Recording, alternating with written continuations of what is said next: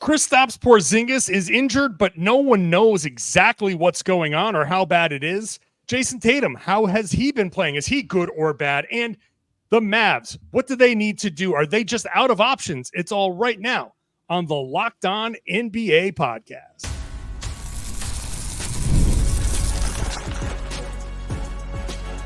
You are Locked On NBA, your daily NBA podcast.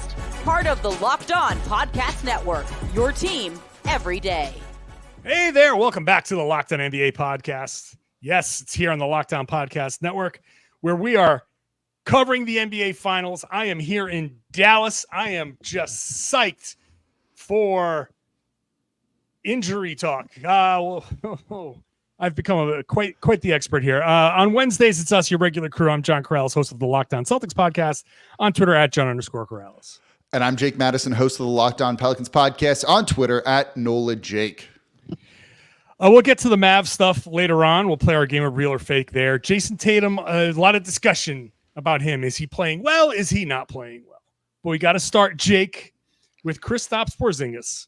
I'm here in Dallas. I was at the American Airlines Center, and about 20 past 2, everybody's phones goes off, and they say, Kristaps Porzingis has suffered a torn medial retinaculum, allowing dislocation of the posterior tibialis tendon. And we're all like, what does any of that mean? Yeah, that was like, so it sounds, when you say it like that, right? Like it sounds scary, like real bad. Like he's going to have surgery tomorrow, something like that. This guy's got an injury history, was coming into the finals a little bit banged up. It was somewhat questionable if he was going to play in game one. And he lit it up in game one. So this injury feels like it's very impactful in this series. But I also, well, now we all know a little bit more, but no one knew at the time what the heck all that meant. Could you clarify? Yeah, it's been described to me as a reverse Curt Schilling, where remember Curt Schilling with the bloody sock for the Red Sox, where he had a thing where the tendon would, you got these little knobs on either side of your ankle. And Schilling had a thing where the tendon dislocated and rolled over that little knob on the outside. Porzingis had it just dislocates and rolls over the knob on the inside, which if it sounds painful, it's because it really is. It hurts. And so the thing about this injury right now, though, Jake, he's listed as day-to-day. Joe Mazzulla called it serious, but I talked to an orthopedic person, and she described it to me as like very rare, and no one knows. No one knows how serious this really is, how it really fully impacts his ability to play. The problem is it'll sap his springiness, and he already has the calf injury on the other side, so there's concern about overcompensating again. But I've heard, oh yeah, there's certain ways you can tape it for it to stay in place. There's certain braces you can use for it to stay in place. And there are people who are like, they might have to do a Curt Schilling stitch job for it to stay in place.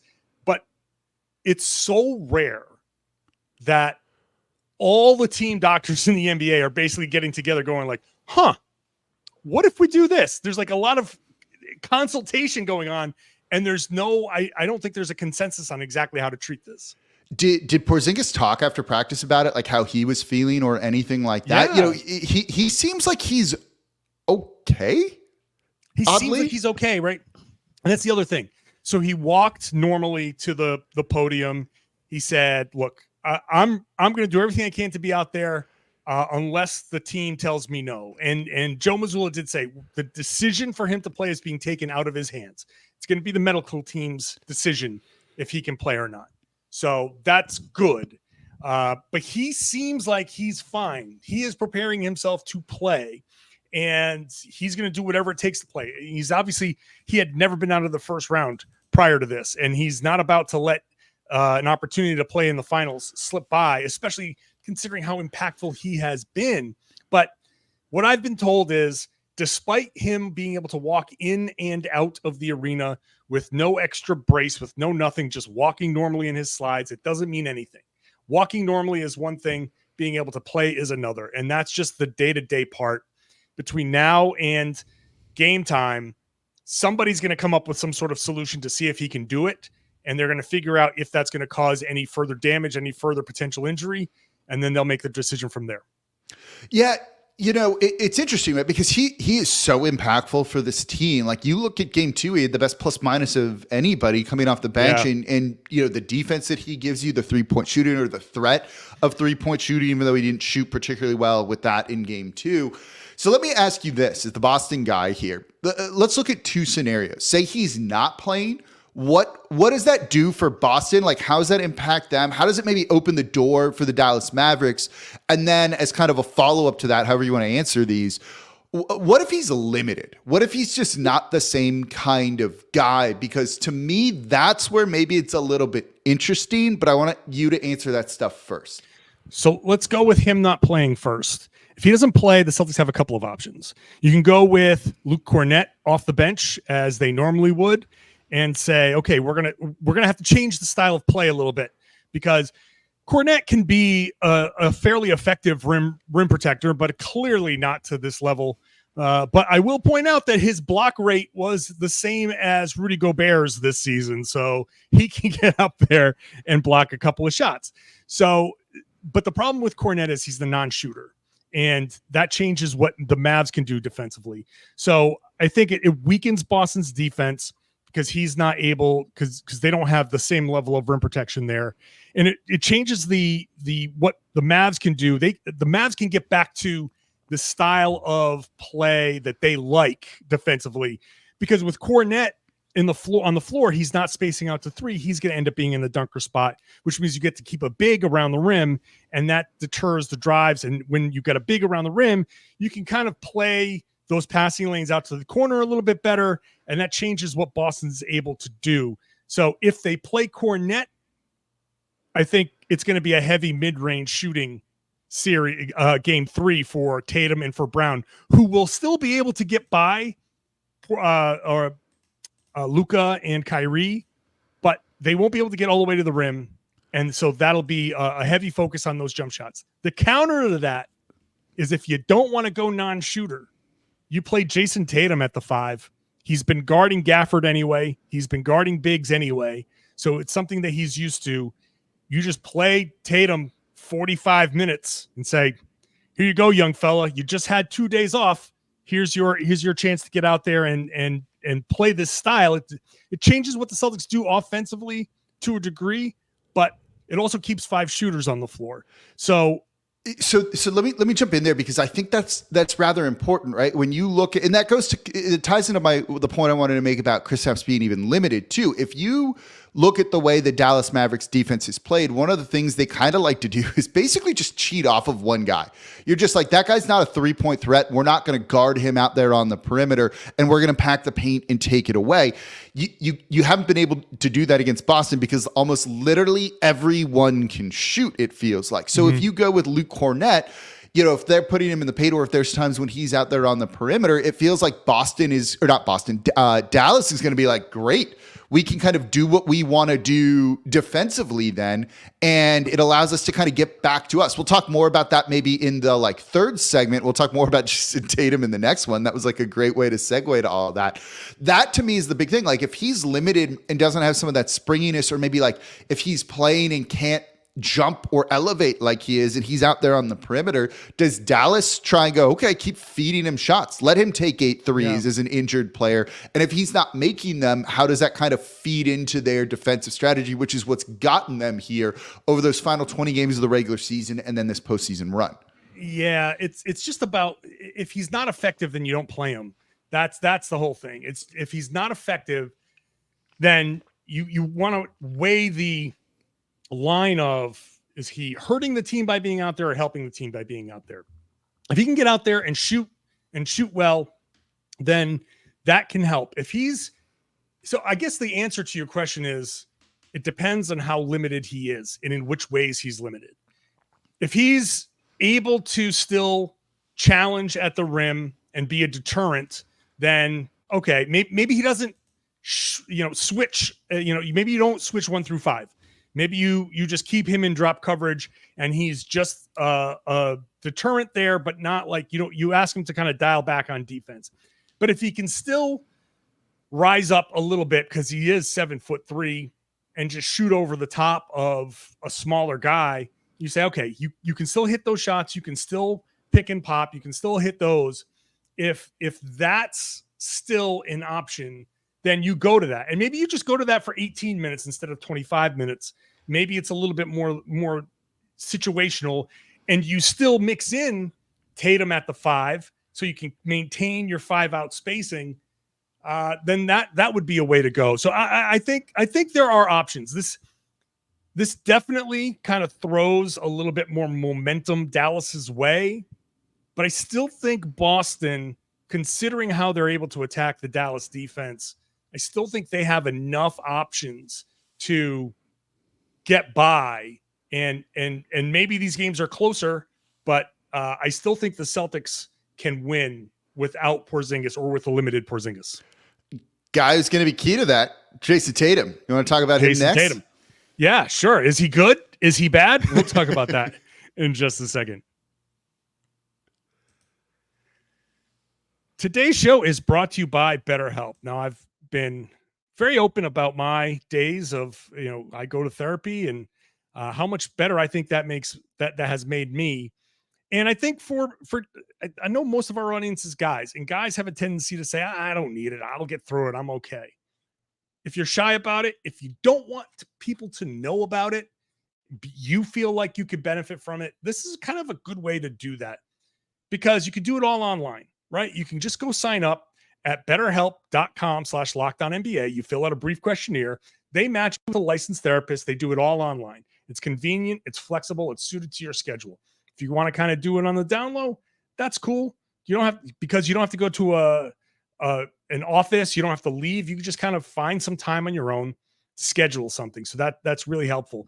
And if you don't jive with the therapist, if you don't match, if you don't click, you can switch with no extra charge. So you can keep finding the person and keep going until you find the person that you can talk to. Talking through some stuff, no matter how serious you're going to feel better, I think, because getting stuff off your chest, whether it's work-related, relationship-related, something more serious, it's going to help. So you go to betterhelp.com/LockedOnNBA. You get 10% off your first month at BetterHelp, HELP.com/LockedOnNBA. Thanks for making Locked On NBA your first listen every day. Go check out Locked On Sports Today, streaming 24/7 on YouTube and the Amazon Fire TV channels app. Check it out. All the favorite shows, all the big shows. My show, Locked On Celtics, Locked On Mavericks is there. Locked On NBA is there. It's real talk. It's not fake arguing. We've got intelligent discussion going on. A lot of the fake arguing, Jake, has been about Jayson Tatum. And, he's not having a, great finals, and he's being carried by Jaylen Brown. He's being carried by Drew Holiday. I've been talking a lot. What's your take? Is Jayson Tatum having a good series or not? First of all, Drew Holiday's been awesome as a beloved figure here in New Orleans. Like, I always want to throw that out there, that dude in game 2 was absolutely phenomenal with the way that he played. Like, I will always promote and say nice things and great things about Drew Holiday. But back to the actual segment here that we're doing. Now, this is silly.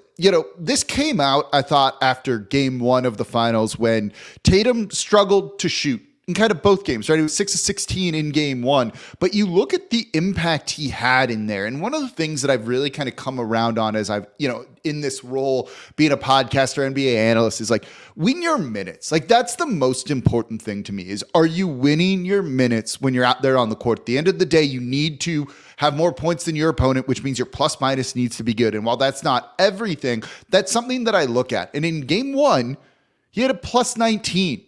He had 11 rebounds. He had really good defense. So while the overall shooting wasn't there, when you watch his impact on the game, right? This is where, some people want to look at the stats and other people want to look at the eye test. The eye test with him in this one, in game 1 and game 2, really jumps out at you of he's not shooting well, but he's doing everything else to kind of set the team up for success. And that was really evident, I thought, in game 2 with 12 assists there. Doing all of the other stuff you want to see from him. And as long as he's doing that, this team is so talented and he's got a lot of help that's going to kind of elevate everybody and make everybody better. That might not work on every team. That is somewhat a byproduct of the Celtics being so talented at every position, right? Luka had a 30-point triple-double, and it wasn't enough to get the win in game 2. Tatum doesn't need to do that. So playing within the flow of the offense, just doing your thing, I think that says a lot about him and who he is as a player and just kind of wanting to win. Like, he might not win finals MVP, and a lot's being made of who might win that. He might not have more points than Jaylen Brown. If they win, does he care? No, he does not care. That's the thing. He does not care as long as he gets the ring, as long as he gets to hang that banner. That's how it goes. Like, I mean, I look back at Celtics history in 1981. Cedric Maxwell was the finals MVP. Larry Bird was on that team. And he didn't shoot well. He didn't play well.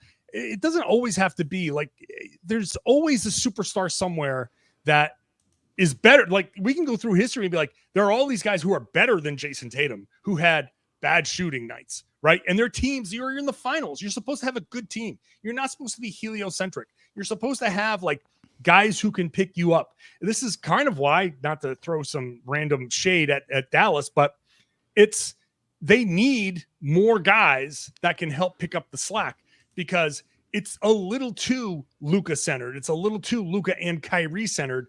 And the Celtics have at least Holiday, you just talked about, having an amazing game. Al Horford had a huge closeout game. I think, or Jaylen Brown had a huge game.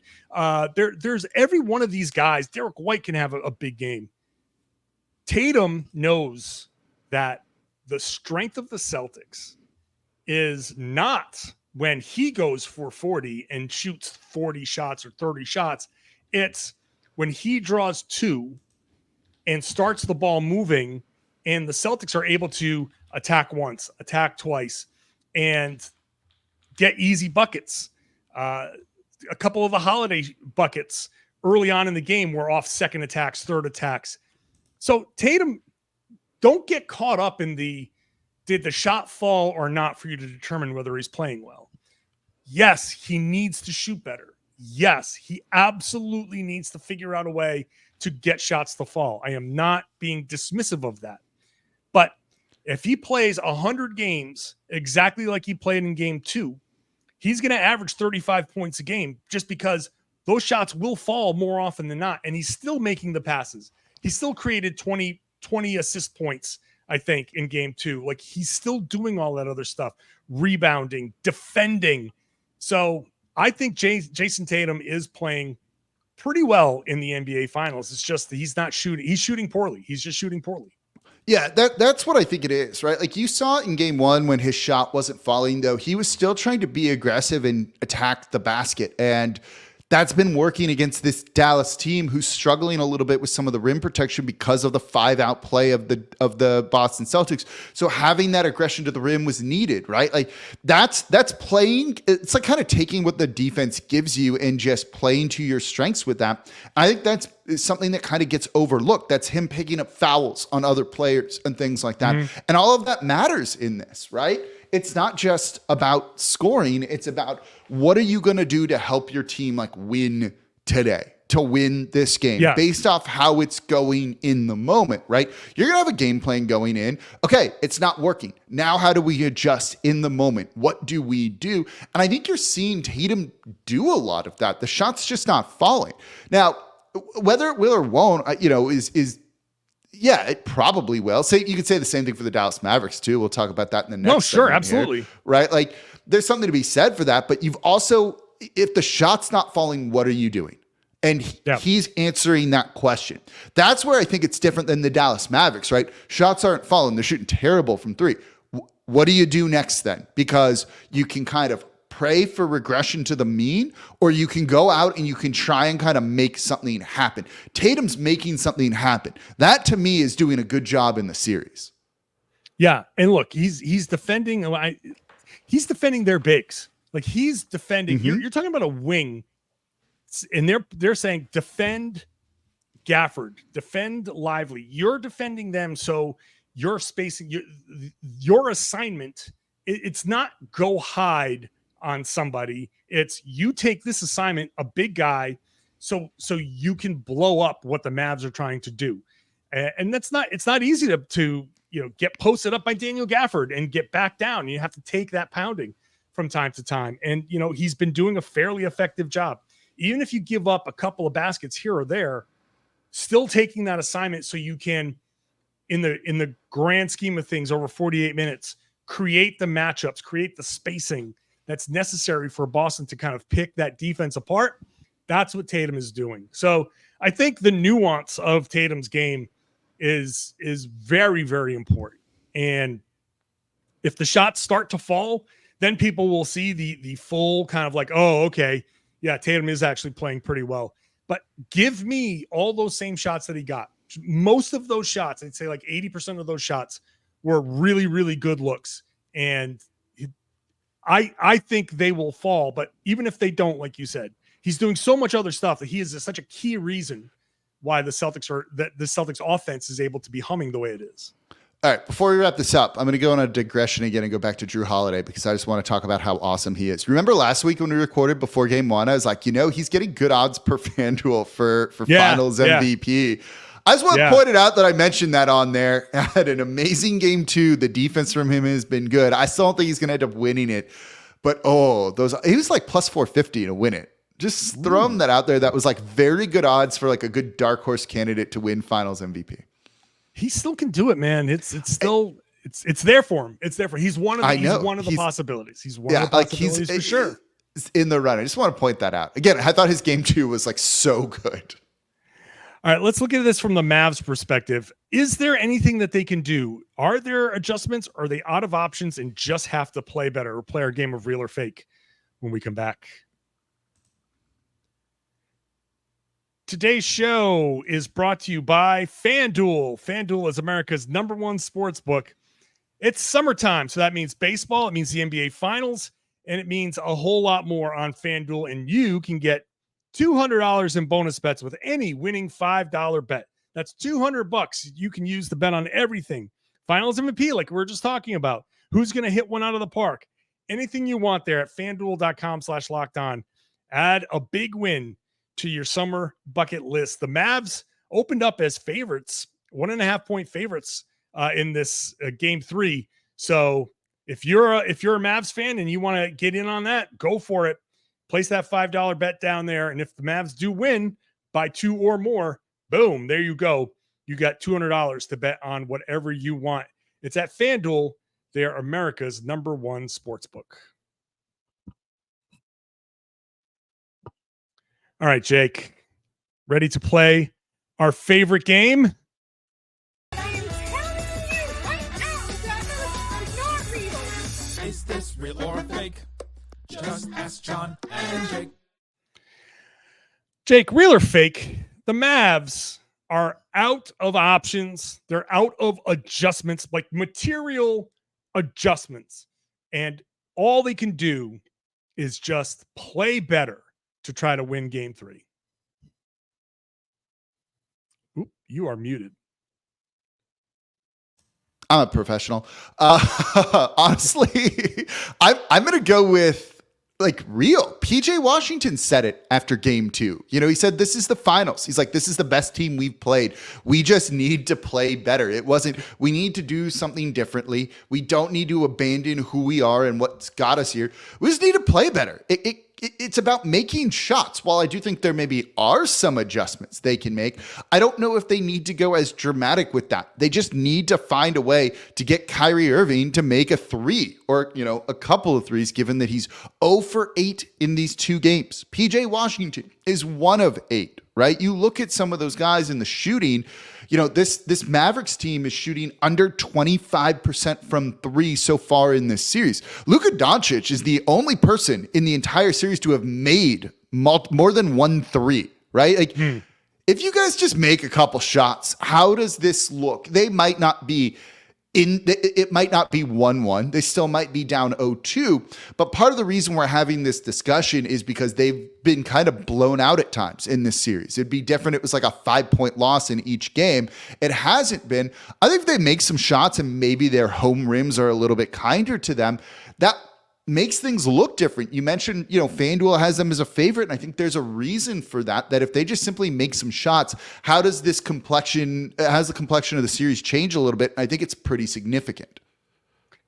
Right. So I'm struggling with this real or fake. I want to say it's fake. I want to say that they have options, but each one that I come up with, it's like, okay, well, maybe you play zone to keep them from getting all the way to the rim, but they don't play zone. That's not who they are. I think all of the things that I think are being thrown out there for the Mavs to oh, hey, do this, do that. It's stuff that's outside of their normal. Yeah, it'd be very, very dramatic, right? Like if you take the ball out of Kyrie and Luka's hands to try and free him up other ways, and give the ball to PJ Washington and other guys more, which I've seen put out there. I don't know if that's it. Right. Like I think in these little vacuums of, okay, if they do this, then this will happen, then that will happen. Like, yeah, but it's not a straight if-then scenario. So you can say if you go zone, then maybe the Celtics won't get to the rim as often as they did. Look, Tatum drove 29 times in game 2. 29 times. He averages 9 drives per game in the regular season, and he drove 29. And Jaylen Brown drove 20, and he averages 10 per game in the regular season. So you say, okay, we got to stop that. Zone is a way to stop that. All right. But first of all, I think they're just going to shoot you out of that zone so fast, like so quickly. Yeah. We talked about this on my last Locked On Celtics, where I was like, if Miami's zone couldn't stop Boston, and they're good at it, they know what they're doing with the zone. Even without Jimmy Butler, they know how to play a zone defense. If they can't do it, why would the Mavs, who never do it, who never practice there's almost no way that, to me, that's like, you know what, try it a little bit, but I wouldn't regularly go to that or have that be the majority of your possessions in what you want to do. So unless the Porzingis thing gives Dallas a natural adjustment in that Kornet's going to play and be in the dunker, and that keeps that big closer to home, and then that allows them to play the passing lanes to the corners, and that makes things a lot more difficult for Boston to spray the ball around. I'm going to say the question is real, that the statement is real, that they don't have any adjustments to make unless Porzingis is out and Boston does them a favor, which is why I don't think they will do that, which is why I think they would just go with Tatum at the 5 if that was the case. And in which case, we're right back to where we started, because now you've got shooting all over the place, and now your big has to react to Jayson Tatum. And as I said before, Tatum's been guarding these bigs, so it's not like it's a big deal. They have to play better. They have to play better.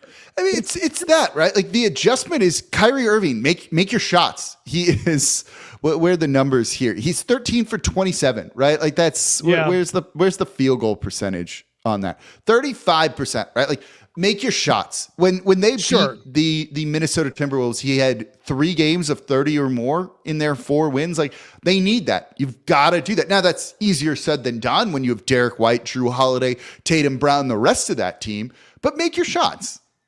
Here's the key to all of that is Derek Lively. And the Celtics have taken him out of this series. Out of it. He's been bad in this series.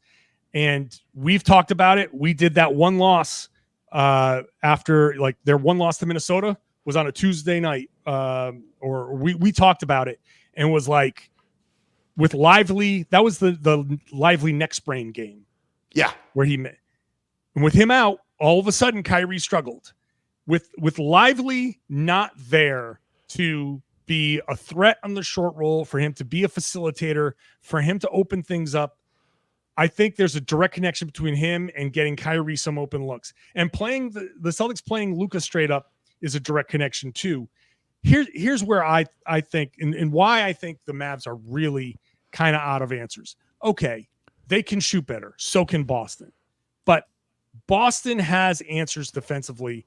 And the problem for the Mavs is that Luka Doncic keeps getting blown by, that Kyrie Irving keeps getting blown by, everybody, frankly, keeps getting blown by. And then especially in the second half of these games, Luka and Kyrie are just, the rotations are absolute crap. Guys I saw one possession where the ball went to the corner and a guy from the elbow went to close out to a Celtic in the corner. And that was Peyton Pritchard. He drove baseline, and he ended up drawing 3 guys. Peyton Pritchard drew 3, and he kicked it to Drew Holiday in the other corner, and a guy closed out on him from the opposite elbow because Kyrie and Luka weren't in position to go close out from the baseline. You don't close out on a corner shooter from the elbow. You're going down diagonally. He's just going to drive right past you. So that's the biggest problem. They need to figure out a way somehow to get Luka and Kyrie to at least be in somewhat a normal defensive position to help effectively and keep Boston from getting to the rim. That's their number one problem, and I don't see that being fixed. And that's why I think play better is their only option. We're going to find out tonight, Wednesday, because this is the Wednesday episode of Locked On NBA here. That's right. And I'm here in Dallas. So it feels like if the Mavs don't get this one, you may as well call the series over now, right? Like they go down 0-3, obviously, right? Because teams don't come back from that. There's that first and foremost, but it's also just like, this is the one. I don't know. I said that out loud and now it sounds stupidly obvious, but that's also like, this, you have to get this one. You have to get this one just because of that, but also they're coming off of game 2. Like game 2 was the one they should have won because Boston shot I agree with crap, that. and you needed to take advantage of that and you didn't. And that's a problem. If they don't have Porzingis and you don't win game 3, then obviously I'll tell you what will happen. Everybody in New England becomes a Mavs fan for one game just so Boston can lose and go win it at home. No, just win on the road. That's kind of fun, I think. I know, but people want to see it at their home court. People want to see the celebration, and people want to boo Kyrie leaving the floor. People want to point and laugh at him. I don't know. We'll see. Look, the Porzingis thing could be a real big issue for Boston, but I think they have a way out of it, and they could be okay. We'll see. All right, that's the show. Thanks for listening. Thanks for watching. On Wednesdays, us, your usual crew. I'm John Karalis, host of the Locked On Celtics podcast. On Twitter at John_Karalis. And I'm Jake Madison, host of the Locked On Pelicans podcast. On Twitter at NolaJake. I would love it now if you all subscribed wherever you get your shows, watch it on YouTube, and share the podcast. Tell everybody they should be listening to and watching the Locked On NBA podcast. It's here on the Locked On Podcast Network, where it's your team every day.